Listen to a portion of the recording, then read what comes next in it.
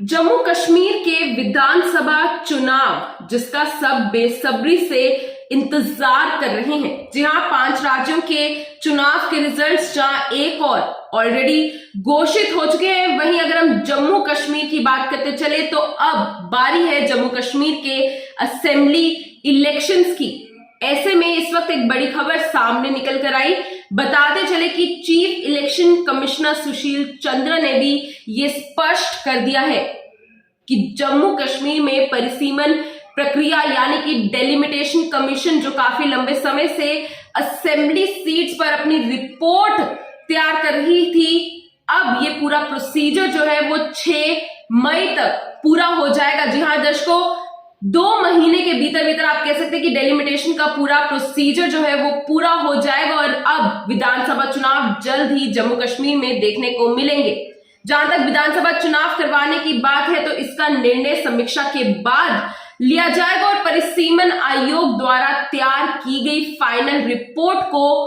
भारत और जम्मू कश्मीर गैजेट पर पब्लिश कर दिया गया ताकि लोग उस पर अपनी आपत्तियां, अपनी जो ऑब्जेक्शंस एंड सजेशंस हैं वो दर्ज करवा सके और वहीं इसके बाद डेलिमिटेशन कमीशन पब्लिक हियरिंग के लिए केंद्र शासित प्रदेश जम्मू कश्मीर में 28 और 29 मार्च को दौरे पर भी आएगी। यानी इसी महीने की 28 एंड 29 तारीख को डेलिमिटेशन कमीशन जो है वो अपना दौरा करेगी जम्मू कश्मीर में।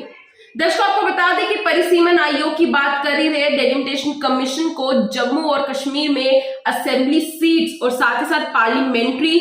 कॉन्स्टिट्यूएंसीज की सीमाओं को फिर से तैयार करने का काम जो था वो सौंपा गया था। उन्होंने असेंबली सीट्स पर अपनी रिपोर्ट जो है वो तैयार कर दी है और अब चीफ इलेक्शन कमिश्नर द्वारा भी ये स्पष्ट कर दिया गया कि 6 मई से पहले पूरा प्रोसीजर जो है वो पूरा हो जाएगा और अब जल्द ही विधानसभा चुनाव जो है वो जम्मू कश्मीर में भी देखने को मिलेंगे इस साल। दर्शकों, इसके अलावा ये भी बता दें कि भारत और जम्मू कश्मीर के गैजेट पे पब्लिश रिपोर्ट में यह दिखाया गया कि कश्मीर डिवीजन में हब्बा कदल सीट और जम्मू प्रांत में सुचेतगढ़ सीट को बहाल कर दिया गया था। जी हां, फाइनल रिपोर्ट में कुछ चेंजेस लाए गए, अमेंडमेंट्स के साथ बहाल कर दिया गया। इसके अलावा रिपोर्ट में ये दोनों विधानसभा सीटों को बहाल करने पर सहमति व्यक्त की गई, परंतु इसमें अन्य मुद्दों पर राजनीतिक दलों यानी कि पॉलिटिकल पार्टीज द्वारा दर्ज कार्रवाई की गई आपत्तियां जताई गई, उनका उल्लेख नहीं मिला। दर्शकों, आपको यह भी बता दें कि आयोग द्वारा प्रकाशित प्रस्ताव में लोकसभा कॉन्स्टिट्यूएंसीज की संख्या को 5 ही रखी गई है, परंतु विधानसभा सीटों को करंटली 83 से बढ़ाकर 90 कर दिया गया, यानी कि 83 सीट से बढ़ाकर अब 90 सीट्स जो है वो कर दिया गया है और इनमें जम्मू में 6 और कश्मीर में 1 शामिल है। वहीं रिपोर्ट में 5 सहयोगी सदस्य जिनमें 3 नेशनल कॉन्फ्रेंस के सांसद फारूक अब्दुल्ला, हसनैन मसूदी और मोहम्मद अकबर लोन, इसके अलावा भाजपा सांसद जुगल किशोर शर्मा शामिल है और इनमें से 4 द्वारा साइन 2 डिसएग्रीमेंट नोट भी शामिल है और वहीं दूसरी ओर केंद्र मंत्री जितेंद्र सिंह डेलिमिटेशन कमीशन के 5वें सहयोगी सदस्य हैं। दर्शकों, आपको बता दें कि जिस तरह से हमने बड़ी अपडेट आपको बताई कि chief election commissioner Sushil Chandra ने स्पष्ट कर दिया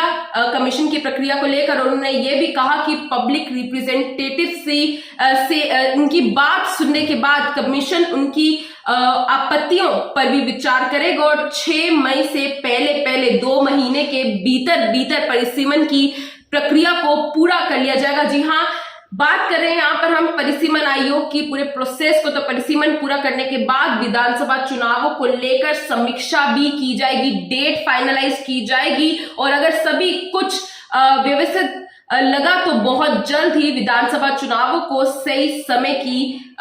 समय पर उनकी घोषणा जो है वो कर दी जाएगी। फिलहाल ये थी बड़ी अपडेट आपके सामने। इस खबर को आगे शेयर करना ना भूलें ताकि जम्मू कश्मीर के अन्य लोग भी अपडेटेड रह सके और उन तक भी इंपॉर्टेंट इंफॉर्मेशन जो कि असेंबली इलेक्शन से जुड़ी हुई है वो पहुंच सके, क्योंकि इस समय जम्मू कश्मीर के लोगों को इंतजार है तो जम्मू कश्मीर के विधानसभा चुनावों को, और अब जल्द ही पूरा प्रोसेस जो है वो 2 महीने के भीतर भीतर कंप्लीट हो जाएगा और जल्द ही आने वाले समय में विधानसभा चुनावों की जो डेट है वो घोषित कर दी जाएगी। फिलहाल ये थी पूरी खबर। ऐसी अपडेट्स हम आपके लिए लाते रहेंगे। दीजिए इजाजत। जय हिंद।